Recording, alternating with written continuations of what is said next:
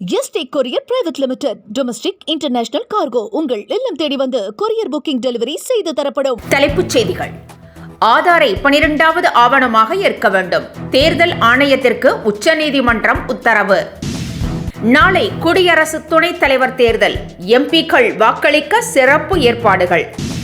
நாளை பஞ்சாப் செல்கிறார் பிரதமர் நரேந்திர மோடி. வெள்ள பாதிப்புகள் குறித்து ஆய்வு நடத்தி நிவாரணம் அறிவிக்க வாய்ப்பு. செங்கோட்டையனை எதிர்கொள்ள இபிஎஸ் அதிரடி நடவடிக்கை. செங்கோட்டையனுக்கு பதில் நியமிக்கப்பட்டுள்ள ஏகே செல்வராஜ் களப்பணியில் தீவிரம். காலையில் சவரனுக்கு 280 ரூபாய் குறைந்த தங்கத்தின் விலை மாலையில் தாறுமாறாக உயர்ந்தது. ஒரு சவரன் 720 ரூபாய் உயர்ந்து 80,480 ரூபாய் அதிகரிப்பு. இனி விரிவான செய்திகள். வாக்காளர் பட்டியலில் ரேஷன் கார்டு உள்ளிட்ட 11 ஆவணங்கள் ஏற்கனவே சேர்க்கப்பட்ட நிலையில் 12வது ஆவணமாக ஆதாரை தேர்தல் ஆணையம் ஏற்க வேண்டும் என்று உச்சநீதிமன்றம் உத்தரவிட்டுள்ளது. ஆதாரை ஏற்க முடியாது என தேர்தல் ஆணையம் தெரிவித்ததை எதிர்த்து தொடரப்பட்ட வழக்கில் இந்த உத்தரவு பிறப்பிக்கப்பட்டுள்ளது. இதனையடுத்து ஆதாரை வாக்காளர் பட்டியல் ஆவணமாக சேர்ப்பதற்கான வழிமுறை வெளியிடப்படும் என தேர்தல் ஆணையம் உறுதியளித்திருக்கிறது. பிரதமர் நரேந்திர மோடி நாளை பஞ்சாப் செல்கிறார். பஞ்சாப் மாநிலத்தில் வரலாறு காணாத வெள்ளப்பெருக்கு ஏற்பட்டது. மாநிலத்தின் பெரும்பாலான பகுதிகள் வெள்ளக்காடானது. 1.48 ஏக்கர் பரப்பளவிலான விளை நிலங்கள் நீரில் மூழ்கின. இந்நிலையில் நாளை பிரதமர் நரேந்திர மோடி பஞ்சாப் மாநிலம் செல்கிறார். அங்கு வெள்ள நிலவரத்தை ஆய்வு செய்யும் பிரதமர் அது தொடர்பாக ஆலோசனை நடத்தி நிவாரண அறிவிப்புகளையும் வெளியிடுவார் என்று எதிர்பார்க்கப்படுகிறது. டெட் தேர்வுக்கு விண்ணப்பிக்க இன்றுடன் அவகாசம் முடிவடைந்த நிலையில் வரும் செப்டம்பர் மாதம் 10ஆம் தேதி வரை விண்ணப்பிக்கலாம் என ஆசிரியர் தேர்வு வாரியம் அறிவித்திருக்கிறது. டெட் தேர்வை ஆசிரியர்கள் கட்டாயம் எழுதி தேர்ச்சி பெற்றிருக்க வேண்டும் என உச்சநீதிமன்றம் திட்டவட்டமாக அறிவித்திருக்கிறது. இதனால் ஆயிரக்கணக்கான அரசு ஆசிரியர்களின் நிலை கேள்விக்குறியாகியுள்ளது. இந்நிலையில் டெட் தேர்வுக்கு விண்ணப்பிக்க கால அவகாசம் நீட்டிக்கப்பட்டுள்ளது. இதனிடையே இன்று கடைசி நாள் என அறிவிக்கப்பட்டிருந்ததால் ஏராளமானோர் விண்ணப்பித்ததால் சர்வர் முடங்கியது.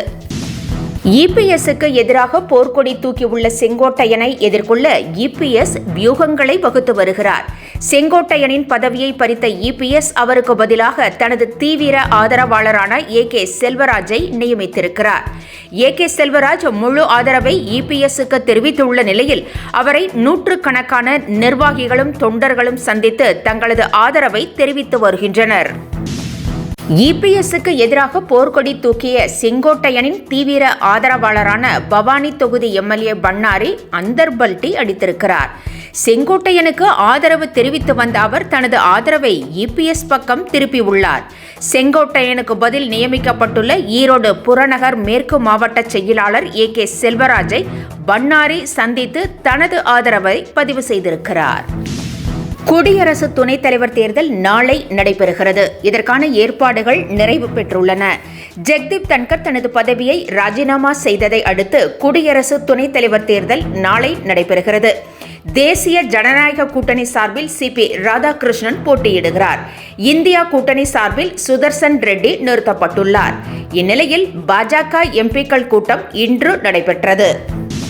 தமிழக வெற்றிக் கழக பொதுச் செயலாளர் ஆனந்த் மீது போலீசார் வழக்கு பதிவு செய்தனர்.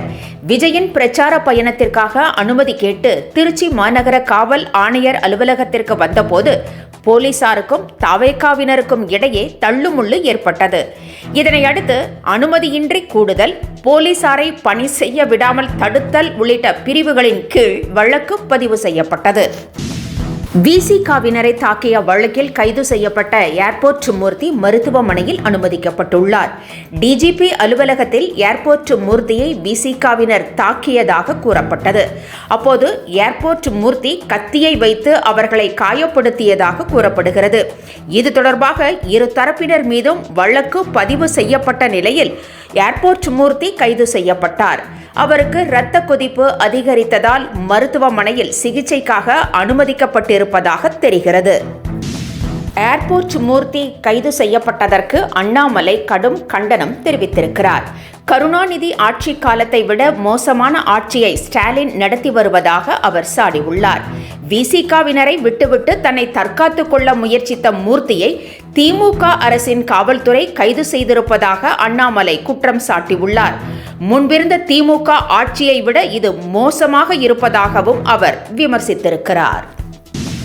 தன்னுடைய சுயநலத்திற்காக அதிமுகவை படுகொலியில் தள்ளும் வேளையில் இபிஎஸ் ஈடுபட்டிருப்பதாக கருணாஸ் விமர்சித்திருக்கிறார். 2026 ஓட்டுக்கு 2000 ரூபாய் கொடுத்தாலும் இபிஎஸ் வெற்றி பெற முடியாது என்றும் ஜெயலலிதாவின் கனவை அவர் அழித்துவிட்டதாகவும் குற்றம் சாட்டியுள்ள கருணாஸ், செங்கோட்டையனை நீக்கியதால் கொங்கு மண்டலம் கோபத்தில் இருப்பதாகவும் கூறியுள்ளார். தங்கம் விலை இன்று தாறுமாறாக உயர்ந்தது. காலையில் சவரனுக்கு 280 ரூபாய் குறைந்திருந்த நிலையில் மாலை சவரனுக்கு 720 ரூபாய் உயர்ந்து 80,480 ரூபாய்க்கு விற்பனை செய்யப்படுகிறது. 1 கிராம் 10,060 ரூபாய்க்கு விற்பனையாகிறது. தங்கம் விலை உயர்ந்தாலும் வெள்ளியின் விலை கட்டுக்குள் இருந்தது வாடிக்கையாளர்களுக்கு சற்று ஆறுதலை தந்தது. ஆனால் வெள்ளியின் விலையும் தற்போது கடுமையாக உயர்ந்து வருகிறது. கிராமுக்கு 2 ரூபாய் உயர்ந்து 140 ரூபாய்க்கு விற்பனை செய்யப்படுகிறது. 1 கிலோ வெள்ளி 2000 ரூபாய் உயர்ந்து 1,40,000 ரூபாய்க்கு விற்பனை செய்யப்படுகிறது. இத்துடன் செய்திகள் நிறைவடைந்தன. மீண்டும் காலை 10 மணிக்கு சந்திக்கலாம். வணக்கம். என்றும் உங்களுடன் மை இந்தியா. முக்கிய செய்திகளை உடனுக்குடன் தெரிந்து கொள்ள சப்ஸ்கிரைப் பண்ணுங்க, பெல் பட்டனை பிரஸ் பண்ணுங்க. என்றும் உங்களுடன் my India. Yesterday courier private limited. Domestic international cargo உங்கள் இல்லம் தேடி வந்து கொரியர் புக்கிங் டெலிவரி செய்து தரப்படும்.